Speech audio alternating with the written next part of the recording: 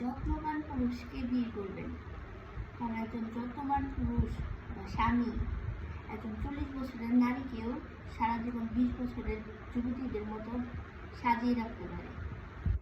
আর টাকা পয়সা দেখে বিয়ে করবেন না, কারণ টাকা পয়সার ছেলেরা কখনো ভালো হয় না আর যত্নও নেবে না। তারা বিভিন্ন নারীতে আসক্ত থাকে। কেন এই কথা বললাম? আমার হাজব্যান্ড অফিসে গিয়েছিল, আসার পথে আমার জন্য চিংড়ি মাছের বড়া নিয়ে আসছে। আমি পছন্দ করি, তাই সে বললো যে তোমার জন্য একটা সারপ্রাইজ আনতেছি।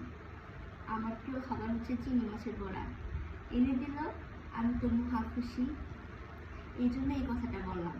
এই যে চিংড়ি মাছের বড়াটা খাচ্ছি, তো আমি আমার হাজব্যান্ডকে অনেক ভালোবাসি, আমার মা বাবার থেকেও বেশি ভালোবাসি। Thank you Rocky. আসলে আমি এত কিছু একটা পাবো আপনার কাছ থেকে আজকে, এত বড় বড় কমেন্টস করবো এটা আসলে ভাবতে পারিনি। Thank you. আল্লাহ আমাদের নেক হায়াত দান করুক, আমাদের এই ভালোবাসা সুদূর হোক, আল্লাহ নাজির হোক আমার পরিবারে। এর সাথে সবাই আপনারা সুখী হন, সবাই ভালো থাকুন। টাকা পয়সার ছেলেরাই সব সুখ দিতে পারে না, টাকা পয়সা থাকলেই সব সুখ পাওয়া যায় না।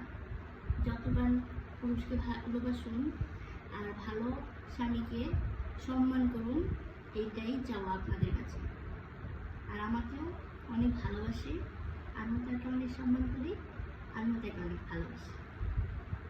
আমাদের জন্য দোয়া করবেন।